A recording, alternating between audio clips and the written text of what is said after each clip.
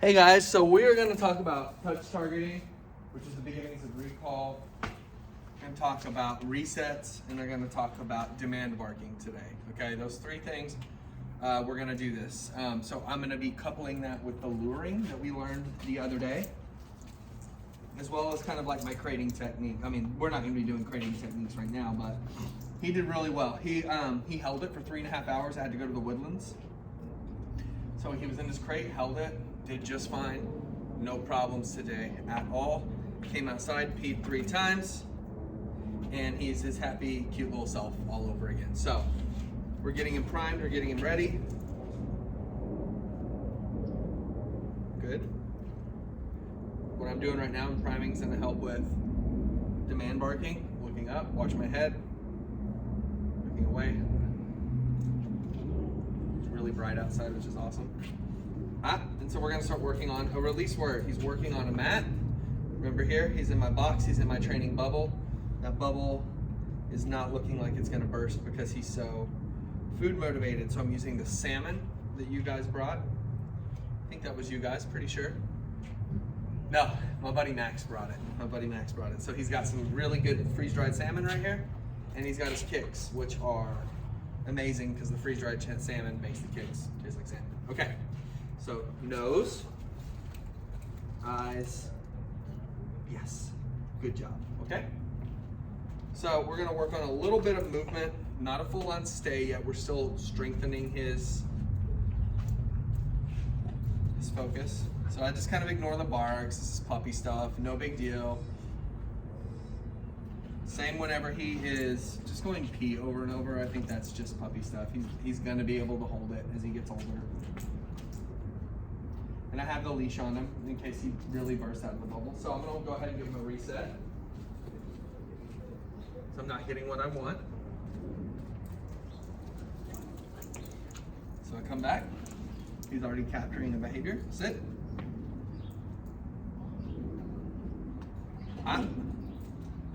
So I'm gonna take what he's offering. Can't reward that. So this is how we work those behaviors out, just spending time with him. You know, that's why I'm at home so much with dogs.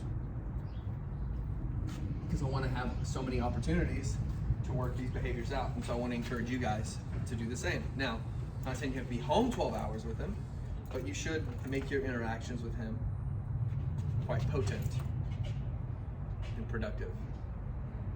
Yes, good boy.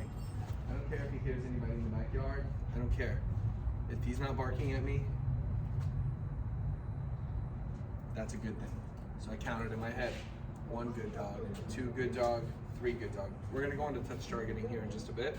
If we run out of time, we're gonna do 2 videos. So I'm gonna go between 10 and 12 minutes. We go to 2 videos, totally fine. No big deal to me. Yes. I'm gonna go ahead and give him that hand signal for wait. There's people in the backyard. This is actually great for working on the other side of the yard.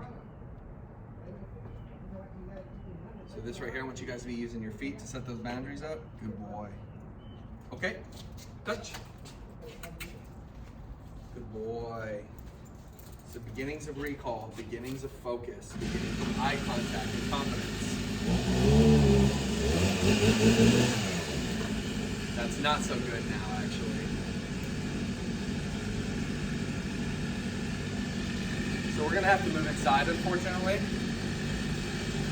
Excuse me for a minute. Can you get everybody out? Everybody inside? Back. I gotta leave because there's men working.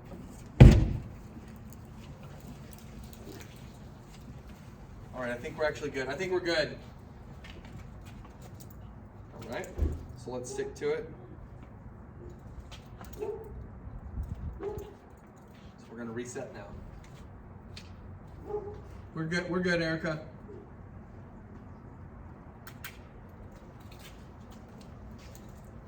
Yeah, we are gonna do 2 videos. Good. See how that reset works?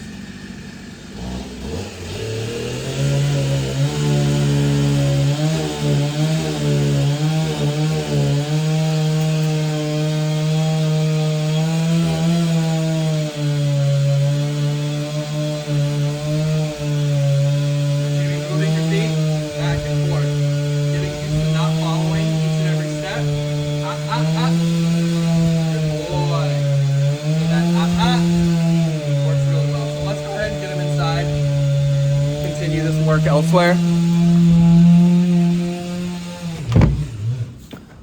All right. Thanks for the help, Erica. All right, so you are in real dog time right now, which is really kind of fun and exciting. I told you guys there would be curveballs. I told you there would be curveballs. It doesn't matter. That's going to happen. That kind of stuff's going to happen. You're going to have stuff come up that may cause him to have to potty. May have to make him, have an accident. Things are going to happen, is what I'm saying. Okay? So we have to be, very diligent and patient with him. Okay? Mistakes are going to happen. He's not going to do everything perfect, but we can guide him there. And that's the awesome part of it. All right, so I'm going to still keep this on. Still want to encourage you guys, just like I did Rigby when I met y'all. I believe it was on Monday. To work like this. This is how you get a good, calm dog. To have a lot of manners in the house, okay, when you're working with them. So, let's talk about touch targeting. Touch targeting is huge, okay? We're not doing full-on recall work yet because he's too small. Touch targeting can act as a reset.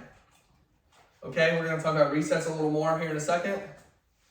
Touch targeting can act as a confidence booster. Touch.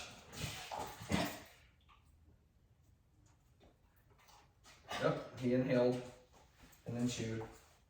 Good. And that right there, that luring, so look at that place training right there. That's very good stuff. That's coming innate to him.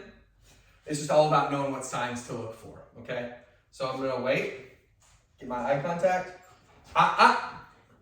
Touch. Good. So see right there? I want you guys to be giving him that Okay, go. So this is really fantastic from him. Touch. He's ready to do this. So what I tell everybody, okay?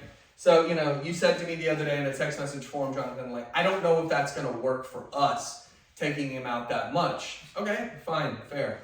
Totally get that. But what I tell everybody, 1 to 2 to 5 to 10 minutes of training at a time. Do what your schedule allows. So if you can only take him to go potty, you have 15 minutes, okay? I know I'm kind of bouncing around, but you have 15 minutes. Take him out 3 times in that 15 minutes. Give him as many opportunities as you can within your schedule to succeed. So you got 15 minutes, take him out 3 times. You can take him out on the leash, so on and so forth. Give him little water breaks. This isn't going to be something that's going to be permanent. He's going to start to develop into another dog in 6 months, 8 months. He's going to mature. He's going to change. Touch. So I think that's really important to think about too. So we were texting about that. I think it was yesterday. All right. So I'm going to capture behavior, wait on a behavior. You need some water? I'm not going to tell you no. And he can hear, look guys, you guys have talked to me extensively in person. You can tell my voice is different than when I'm training versus just when I'm talking to people. So you gotta get yourself into a mindset. Maybe it's a little different for me since this is my job, but we're gonna do a whole separate video on demand barking because of that. I knew that was coming. Scratch it out.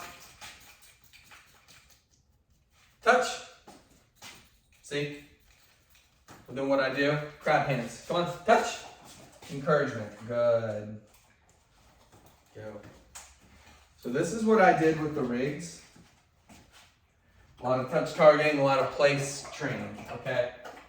If I notice a dog innately does this, like he does, we're gonna work with that because it's gonna help a ton to get him to understand spatial relations. Good work, my friend. Good work, my friend. Very good boy. So what I liked a lot about that, if you guys can zoom in, maybe see, all right, we're going to cut it short here in just a second. We're going to cut it off here in a second. We're going to go for part 2. He lunged, looked, thought, and then settled. Just like that. Go to your place. Make your points very broad. Good. Give him my hand signal. This is for stay or yield or don't jump, just like I showed you guys with Calvin and Zoe. Okay. So I just don't respond. Put my hand there. I just don't respond. Good. Good. Oh. Made him fly everywhere. All right, we're gonna do just a couple more before we sign off here. And what I'm looking for is that, but with no jump from him. Yeah, good boy. Always in your training sessions on a good note. Remember, 1 to 2 to 5 to 10 minutes. So you saw him with a little bit of spatial relations outside. Good. You saw him not have to have the leash really used too much. So we're gonna take this off and we're gonna end it here. I think that's great. But the leash is going to help you out. If he's a little unruly, you don't have the mental space, you have to be doing something, but he also needs to be out, that leash is gonna help you. So I hope you guys find this useful. Truly awesome work from him so far. Let's go ahead and move on to part 2.